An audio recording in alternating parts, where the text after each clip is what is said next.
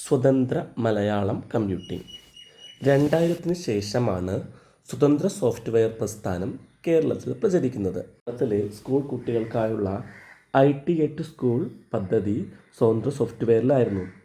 ഇത് സ്വതന്ത്ര സോഫ്റ്റ്വെയർ എന്ന ആശയത്തിന് പ്രചാരമേകി.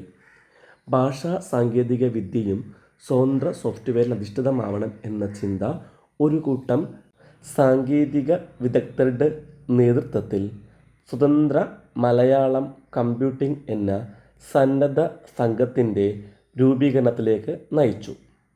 2002-ൽ കോഴിക്കോട് റീജിയണൽ എഞ്ചിനീയറിംഗ് കോളേജ് വിദ്യാർത്ഥിയായിരുന്ന ബൈജു സ്വതന്ത്ര മലയാളം കമ്പ്യൂട്ടിംഗ് എന്ന സംഘടന രൂപീകരിച്ചു. 2004-ൽ GNU പബ്ലിക് ലൈസൻസിലുള്ള രചന യൂണിക്കോഡ് ഫോണ്ട് സ്വതന്ത്ര സോഫ്റ്റ്വെയർ പ്രസ്ഥാനത്തിൻ്റെ അമരക്കാരൻ റിച്ചാർഡ് സ്റ്റാർമാൻ മലയാളികൾക്ക് സമർപ്പിച്ചതോടെ ഇവരുടെ പ്രവർത്തനങ്ങൾക്ക് തുടക്കമായി.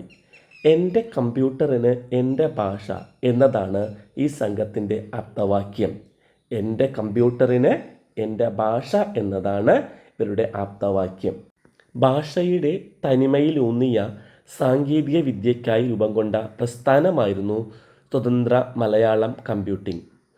സ്വതന്ത്ര ഓപ്പറേറ്റിംഗ് സിസ്റ്റമായ GNU ലിനക്സിൽ സാങ്കേതിക പരിമിതികളും പിഴവുകളുമില്ലാതെ മലയാളത്തിൻ്റെ ഉപയോഗം SMSയുടെ പ്രവർത്തനങ്ങൾ വഴി സാധ്യമായി.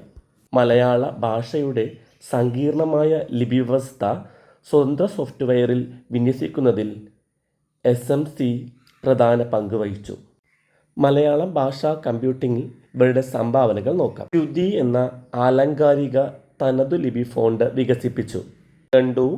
അക്ഷരത്തെറ്റ് പരിശോധിക്കാനുള്ള GNU സ്പെൽ ചെക്കർ, വരമൊഴിയെ വാമൊഴിയിലേക്ക് മാറ്റാനുള്ള ധ്വനി പ്രോഗ്രാം, പദങ്ങൾ അകാരാദിക്രമത്തിൽ അടുക്കാനുള്ള സോൾട്ടർ, നോൺ യൂണിക്കോഡ് ഫോണ്ടിനെ യൂണിക്കോഡിലേക്ക് മാറ്റുന്നതിനുള്ള പയൻസ് കൺവെർട്ടർ തുടങ്ങിയ സ്വതന്ത്ര മലയാളം കമ്പ്യൂട്ടിംഗ് സംഘം വികസിപ്പിച്ചെടുത്ത ചില പ്രോഗ്രാമുകളാണ് അഞ്ജലി, രചന, മീര, സുറുമി, മഞ്ചരി, നുപുരം, ചിലങ്ക, ധൃതി, ഗായത്രി തുടങ്ങിയവ SMC വികസിപ്പിച്ചെടുത്ത മലയാളം യൂണിക്കോഡ് ഫോണ്ടുകളാണ്.